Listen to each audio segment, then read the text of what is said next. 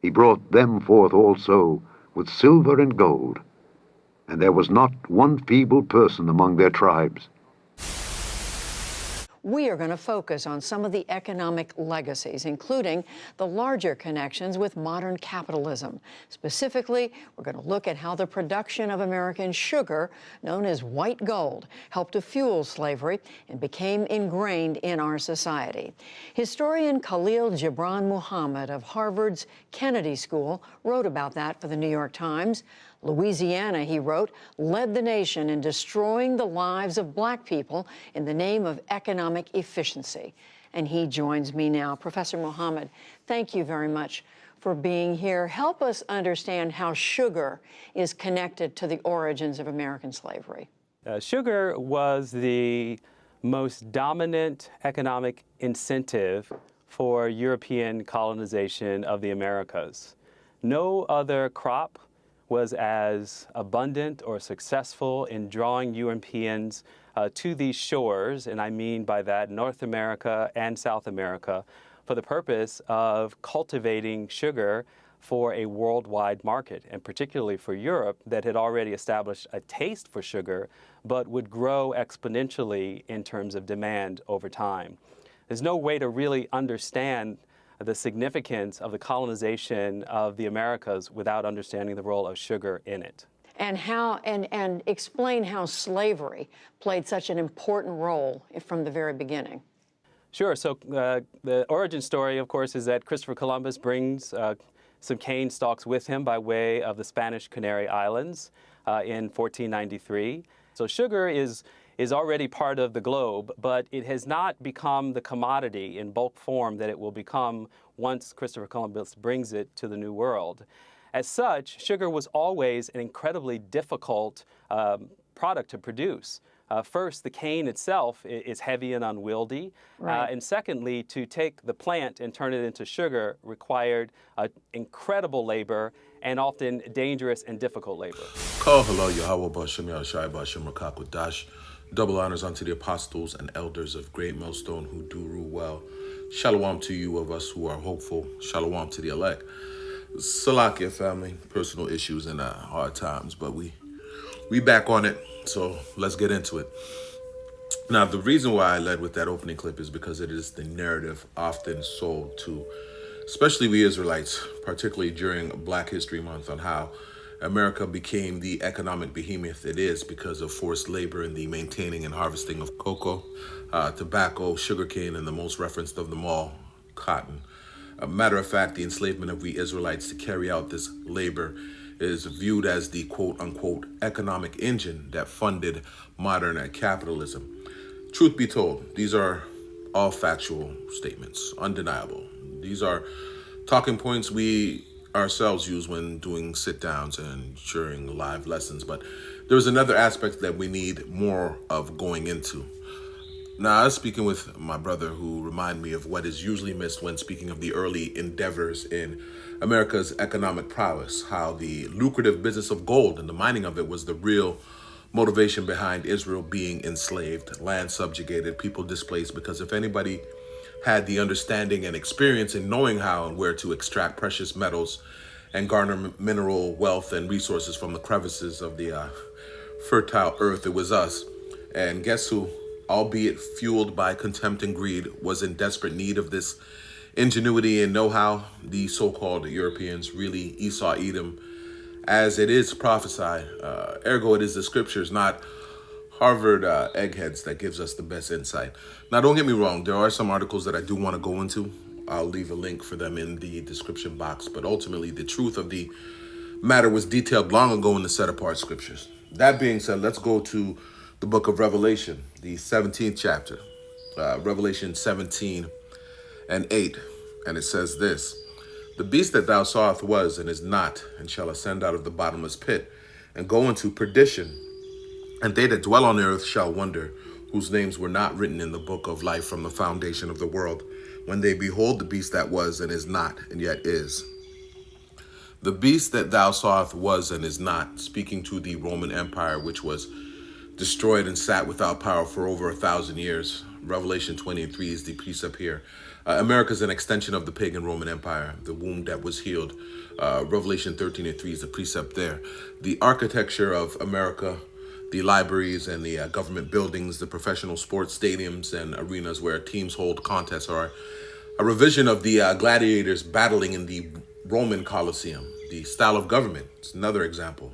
The Senate set up on Capitol Hill. Capitolium, otherwise known as Capitoline Hill, which is known as the political as well as the religious heart of Rome today. In the antiquities, it was known as Mons Saturnius in dedication to the god Saturn. Old Latin Saturn, New Latin Satan. This is the god the modern day rulership worship and want you to trust in. And shall ascend out of the bottomless pit. The bottomless pit, that represents Europe, non-fertile and dead land, if you will. Think Spain, think Portugal, Christopher Columbus, aka Cristobal Colon, Cesare Borgia, Pope Alexander VI, the Knights Templar, the black nobility, not to be confused with the so-called blacks, meaning Israelites who first ruled Europe. The black nobility is the Roman aristocrats, including the Medici family, whose banking system is still in use today, who financed and created the so-called Holy Corporation of the Vatican, as well as being those truly responsible for funding the empire's expansion via Cristobal Colon to western shores, to subjugate the land and rape it of its resources, namely gold, to enslave and remove the Lord's people from remembrance, the most economic valuable resource, the so-called black gold, we Israelites. Perdition means destruction, and they are the same dark forces, the Committee of 300, which spawned the Club of Rome, the CFR, and the Council of Foreign Relations, for those not in the know, and the Bilderbergers, all European in origin. They are the same dark forces that rule the world today. And they that dwell on the earth shall wonder. Wonder meaning admire, hold in high regard and esteem. Ergo love Esau and the 2/3 of Israel, taken by Americana, America's lore, the music and entertainment industry, its fashion industry, the idea of financial independence, and its world of opportunities. The names written in the book of life from the foundations of the world are the elect of Israel, the chosen people of the Most High Power, Yahweh, the house of David and the rest of Israel who must suffer the second death. The beast that was speaks to Rome being destroyed and is not starting with Christopher Columbus, who named Puerto Rico, meaning rich port because of the plentiful natural resources, the location, and of course the gold nuggets in the river. And then there's Costa Rica, meaning rich coast, speaking to the so-called natives he saw wearing the gold, which his forces eventually overcame. And yet is, fast forward to the forming alliances of NATO and the EU, with America, of course, at the helm, at the forefront. Let's go to Revelation 20:3. Revelation 20:3 in part, and it reads, "And cast him into the bottomless pit." Again, to reiterate, the bottomless pit, which many equate to the idea of a never-ending free fall into the abyss, is really in reference to Europe's limited resources. For example, its vegetation, and it's synonymous with Europe, which is known for its less than fertile soil. Europe is the bottomless pit being spoken of here. "And shut him up and set a seal upon him, that he should deceive the nations no more, till the 1,000 years should be fulfilled. And after that he must be loosed a little season." Now, just so you know, not to stray too off topic, this speaks to a time where Esau Edom, being bound, meaning handcuffed, left subservient, and having zero authority, power, or rulership as a people, was held subject for 1,000 years. And eventually, his resurgence, i.e. the Renaissance period, Renaissance meaning rebirth, what was reborn is the so-called white man's power structure, speaking to his return into the power seat. A great example, again, is the Medici family's banking system, money transferring and lending money, creating debt slaves, sparking the use of fiat currency, which we know today is worthless because it is backed by nothing but numbers on a screen and empty promises, when it used to be backed by gold. An example being the gold standard. Upon Esau's return into rulership, he was able to continue to deceive the nations, i.e. the aforementioned banking system we are held subject to, And then there's the rise of the Borgia family, who not only had a hand in instituting the enslaving of our people, but the removing of our true nobility from memory, destroying the dark images of the saints and the painting of their likeness over the images of our forefathers. Instead, First Maccabees 3 and 48, Salakia is the precept there, further lending to his grand deception casted over the nations, of course.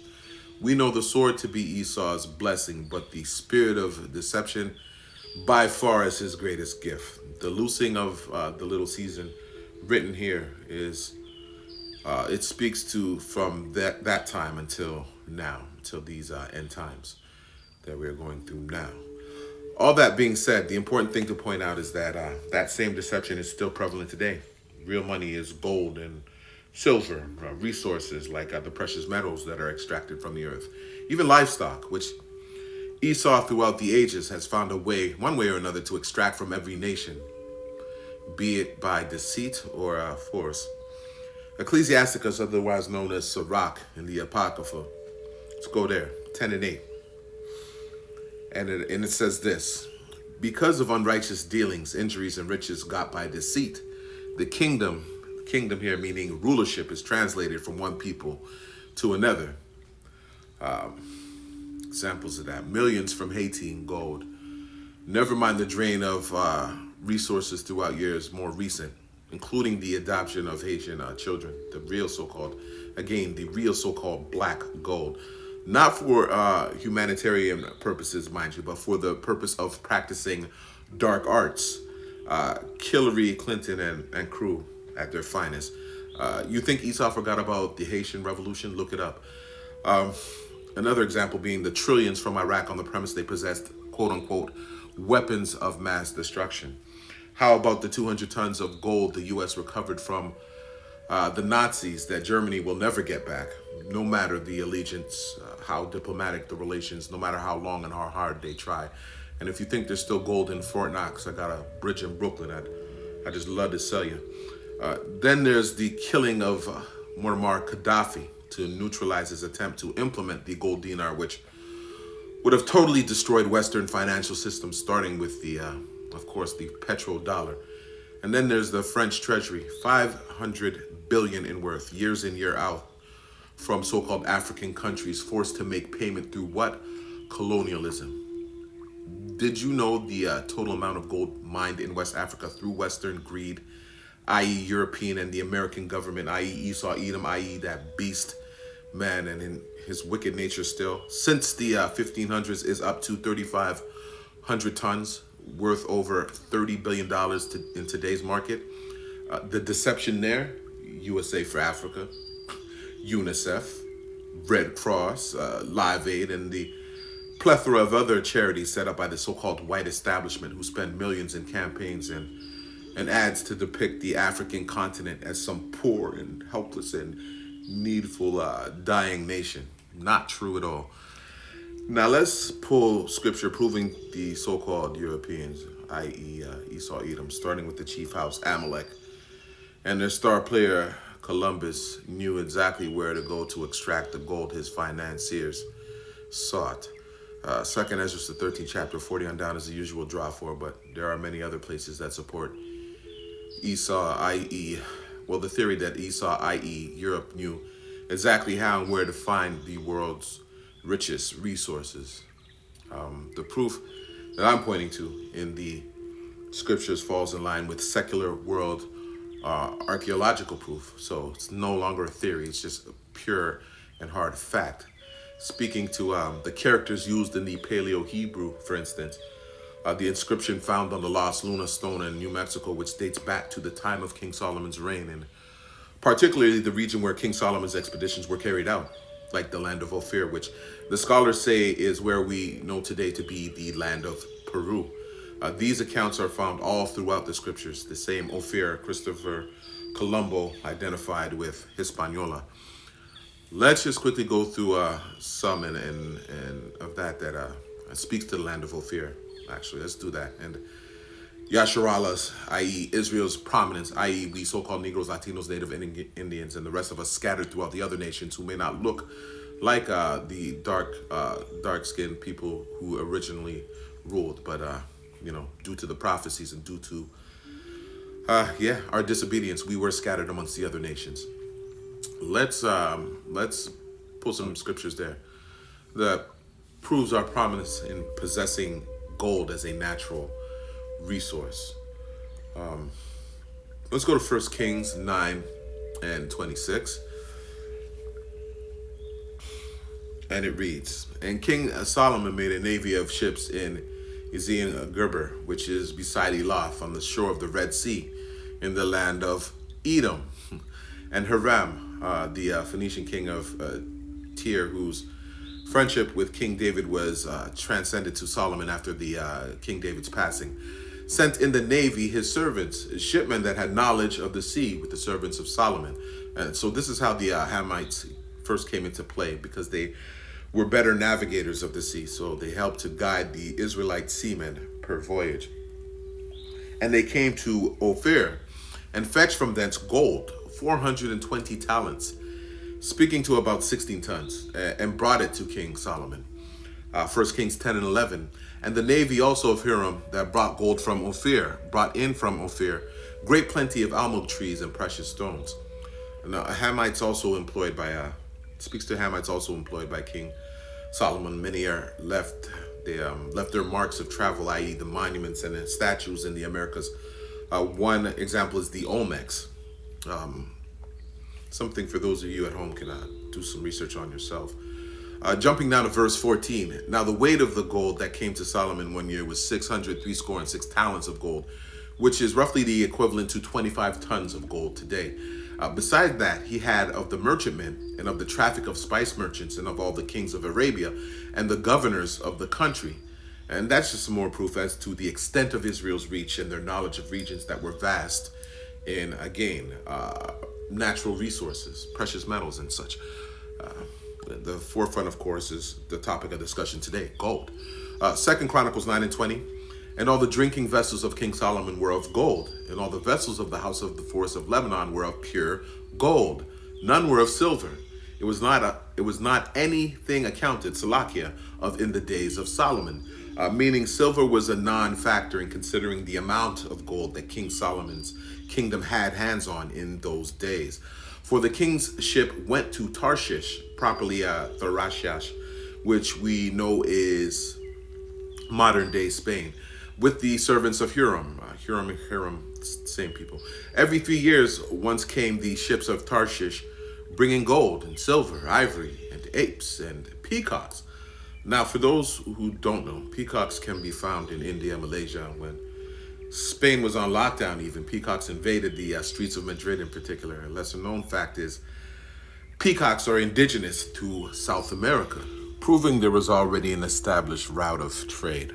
Again, back to the point, gold is a major reason that Esau, Edom, i.e. the so-called Europeans, enslaved us and subjugated our land. They had the scriptures, and so there was no need to look any further. The Bible has always been in play as far as an authentic historical document. The so-called Christians and the Christendom of Europe were heavily motivated in their undertakings by the idea they were doing the Lord's work. Ergo, they were well acquainted with the Bible. Esau may not know all the breakdowns, but he knows the scriptures word for word, line for line.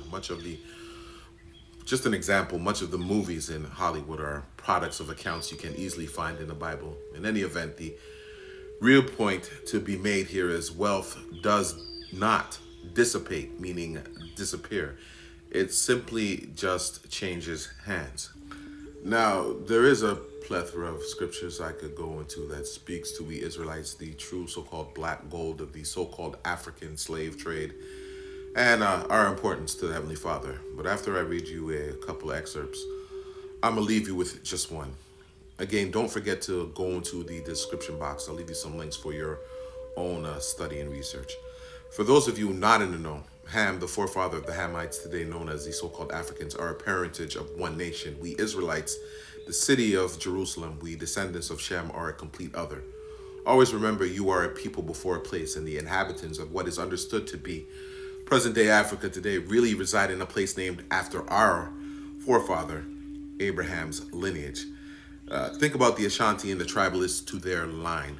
prevalent in Ghana, so-called West Africa, who really are direct descendants of Yahweh's chosen people, speaking to we scattered faces of Israel.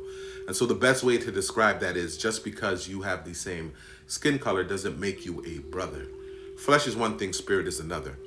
Besides, all ruling class nations at one time were a dark-skinned people. This is an undisputed fact. The name Africa itself dates back to an account you can find easily in the works of Flavius Josephus, which says this, quote unquote, Cleodemus Salakia, the prophet, who was also called Malchus, who wrote a history of the Jews, in agreement with the history of Moses, their legislator, relates that there were many sons born to Abraham by Keturah. Nay, he names 3 of them Aphir, which incidentally scholars translate as Ophir. You can't make this stuff up. And Surim and Japhran. That from Surim was the land of Assyria denominated, and that from the other land, Aphir and Japhran, the country of Africa, took its name. Cornelius Scipio Africanus did not name Africa. He was actually named after Africa, after conquering northern Africa in the Punic Wars. But because of the perpetuation of white superiority, most automatically assume that this is where the land area got its name. America Vespucci in America, now that's another story. Psalms 49 and 11 is the precept there. Even more telling is the name Europe. Now, Europe is named after the Phoenician queen Europa of Greek mythology, whom the god Zeus fell in love with because of her beauty. For those not in the know, those so-called men of Grecian origin who wrote the mythologies were in fact Israelites, men of color. But in any event, he thus changed into a white bull and carried her off to the island of Crete. Now, did I tell you the name Hiram is defined as meaning whiteness? White as in shame, i.e. pale. In any event, I don't know, it might not be neither here nor there, but I just thought it was very interesting fact considering he himself was Phoenician. And, there's always something to be read into when you go back to these mythological tales. In any event, we know historically the Phoenicians are Hamites and so-called people of color. What they won't tell you is the etymology of the name more than likely dates back to a Semitic word for dark and sunset. Ergo, Europe was first under the rule of dark-skinned people, a vast majority being Israel, pursuant to the siege of 70 AD, where we made our way to so-called North Africa. Now, topics like these, there's so much information that I myself would never feel like I did it enough justice.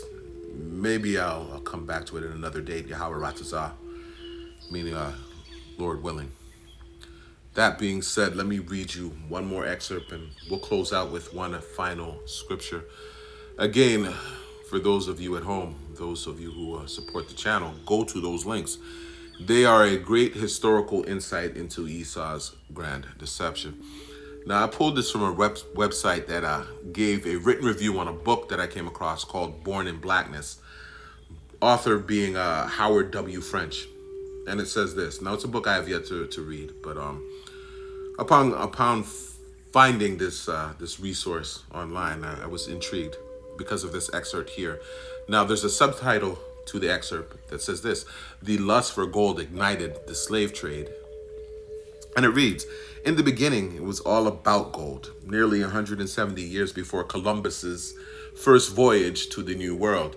The ruler of the fabulously wealthy Mali Empire set out eastward with a retinue of 60,000 men and women, carrying as many as 18 tons of gold to distribute as gifts. Mansu Musa, who many, time and time again you'll hear, everything is always attributed to Africa and Ham and the forefather of the Hamite nation. But Mansa Musa was an Israelite, most likely from the house of Judah. The elder Kanawak from here in Toronto did a great lesson on it some years back. So my suggestion to you is to go to YouTube, Salakia, and search it out. It is there. Mansa Musa journeyed to the Middle East to prove he was the equal of the Islamic rulers of Egypt and the other Arab caliphates. Scholars in centuries to come have reckoned him the richest man in history, which is a fact because even Forbes magazine has done articles in using his likeness and his depiction as a premise of conversation, Salakia, if you will. Word about Musa's astonishing wealth eventually reached the nations of Europe, igniting their lust for gold. An abundance of modern scholarship, French insists, shows that more than any other cause or explanation, it was the sensation stirred by news of Mansa Musa's 1324 sojourn into Cairo and pilgrimage to Mecca, more than any of the more traditional theories that set the creation of an Atlantic world into motion. The agent of this change in the 15th century was Portugal. It was Portuguese ships sent down to the west coast of Africa in search of gold that soon found a more lucrative endeavor in trading for slaves instead of the yellow metal. Let me read that again. It was Portuguese ships, i.e. Edomites, sent down the west coast of Africa in search of gold that soon found a more lucrative endeavor in trading for slaves, i.e. we Israelites, instead of the yellow metal. And the abundant wealth generated by 4 centuries of trade in African, i.e. Israelite slaves, built the empires of Portugal, Spain, France, the Netherlands, and England. Now, I was going to close with we Israelites being a peculiar treasure. And then I thought about all the wealth the rich men of this earth have stolen from us. James, the 5th chapter, would be the precept there. But I believe this to be more fitting, especially with the times we are in now. Isaiah, the 13th chapter, Isaiah 13 and 12. You know what? Let's start at 11. And it says this. And I will punish the world for their evil, and the wicked for their iniquity, the wicked being Esau, Edom, at the forefront, the chief house Amalek for their iniquity, meaning atrocity after atrocity committed against the apple of Yahweh's eye, we Israelites, we elect of Israel, starting with Yahweh Shai. Abomination after abomination, speaking to the evil acts he's carried out on the planet. Far too many for me to quote here. And I will cause the arrogancy of the proud, Esau, and will lay low the haughtiness of the terrible.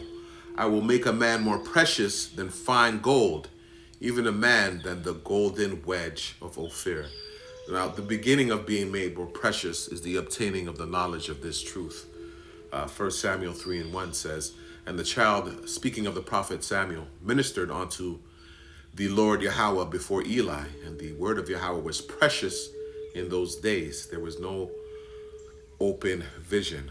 Now, where there's no vision, period, the people are what? The people perish. Proverbs 29 and 18. The hopeful elect men of Israel who understand and teach this truth, risking our lives day in and day out, telling you not to take the secret sauce, not to take the C to the H to the I to the pizzle, the NFC and the RFID MOTB, warning you that Jacob's trouble is on the way and where to find comfort in the hour of temptation, telling you to leave the ways of Esau's wicked theme park and return to Yahweh Bashem Yahushai before it's too late. We are the more precious than gold they raped, robbed, murdered, subjugated our land, and hijacked our identity to get. More precious than the gold most sell their souls to get. Therefore I will shake the heavens, and the earth shall remove out of her place in the wrath of the Lord Yahweh of hosts, the Lord of armies, if you will, and in the day of his fierce anger. The hypersonic intercontinental ballistic missiles are going to obliterate Babylon the Great and its many allies, i.e. NATO and the EU, when they touch down. All the posturing and the contingency plans in the world made by the damn devil evil E. There ain't a damn thing Esau can do to stop it from coming to pass. Hold your head high, but stay humble, Israel. Keep your head down, meaning stay out the way. Fast and pray. Pray without ceasing. Trust in Yahweh Bashem Yahushai. We are almost home. With that, I'll say, call halal Yahweh Bashem Yahushai Bashem Rakak Wadash through the power and spirit. I hope you were edified. Double honors unto the elders and apostles of Great Millstone who teach us 100% truth and rule well. Salutations to the hopeful elect. Remember, no test, no goddamn jab, and damn sure, don't take that C to the H to the I to the P. Shalom, Yasharallah. Shalom to the elect.